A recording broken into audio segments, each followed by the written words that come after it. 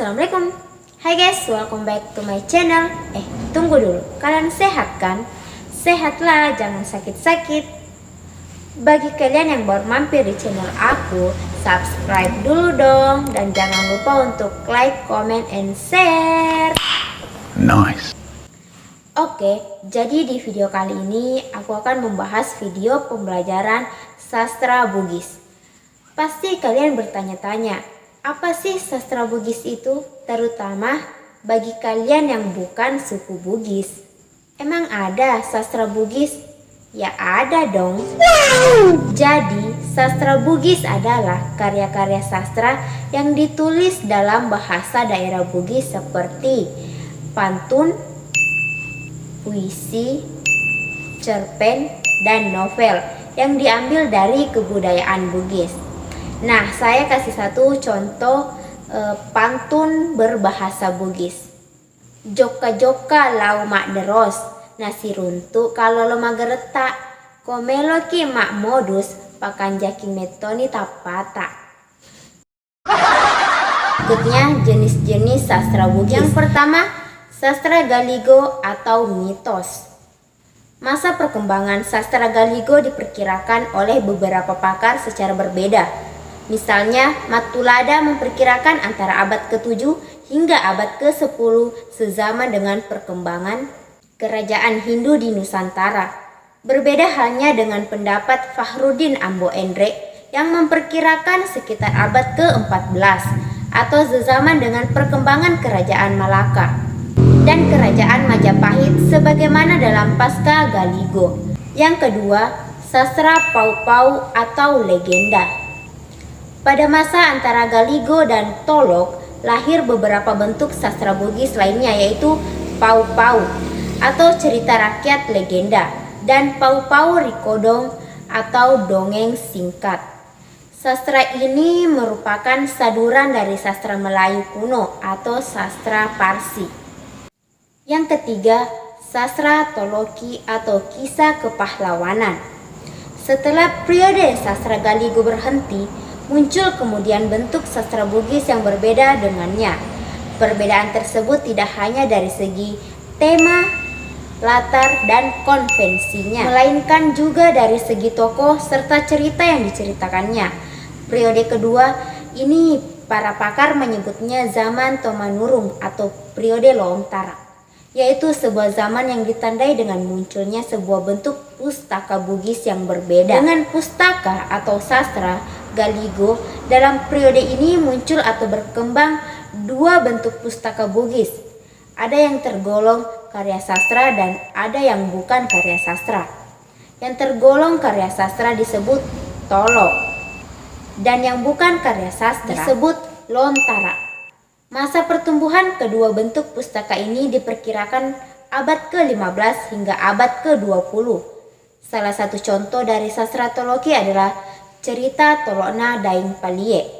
Cerita Tolokna Daeng Palie menceritakan tentang perjuangan Daeng Paile beserta para sahabatnya dalam melawan Belanda untuk merebut serta menguasai Lak Bakeng.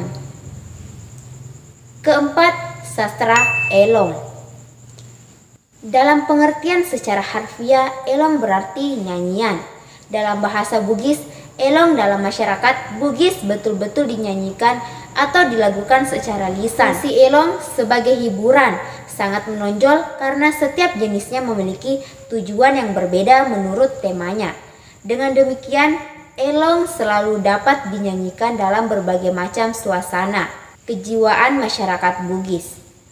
Dengan tidak meremehkan fungsi hiburannya, elong sebenarnya memiliki fungsi yang lebih besar lagi, yakni mengandung ajaran-ajaran moral secara universal yang jika dimaklumi akan dapat berguna sebagai pedoman hidup bagi siapa saja. Selain dari segi sisi, elong juga disusun dengan mengikuti konvensi yang mapan atau konvensi sastra Bugis klasik, baik dilihat dari segi bentuk maupun jika dipandang dari segi bahasanya atau bahasa Bugis khas sastra Bugis. Yang kelima, Pau-Pau Rikodong Bugis. Pau-Pau Rikodong atau cerita yang dianggap adalah satu jenis tradisi lisan Bugis yang berupa cerita rakyat Ada 4 kelompok Paupau Rikodong, yaitu Paupau Rikodong na Dewata atau cerita tentang dewa-dewa, Paupau Rikodong na Towaranie atau cerita tentang kepahlawanan Sage, Paupau Rikodong na Dokoloe atau cerita binatang atau fable, atau Riolong atau cerita sejarah atau legenda.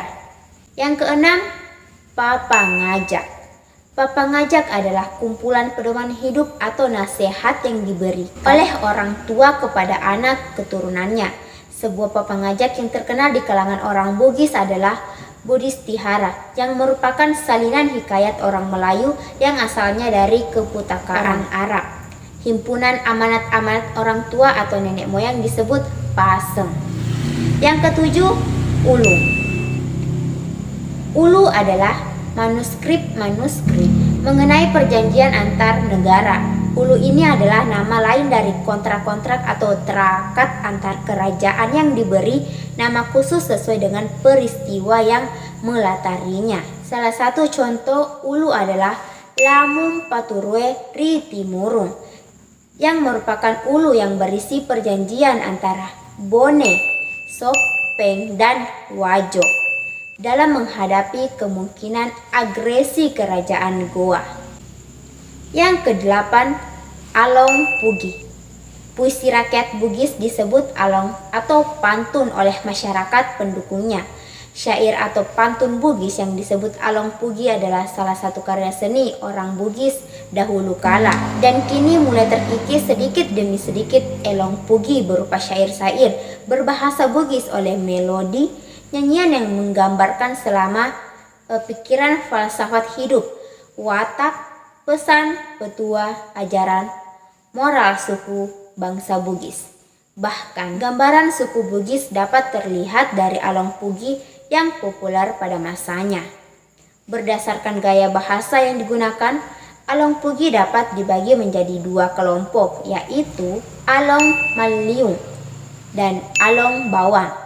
Berdasarkan usia pelaku dan pendengarnya, Elong Pugi dibagi menjadi 3 golongan, yaitu Along Anak-anak atau pantun anak-anak, Along Mario atau pantun gembira, Along Mase atau pantun duka cita.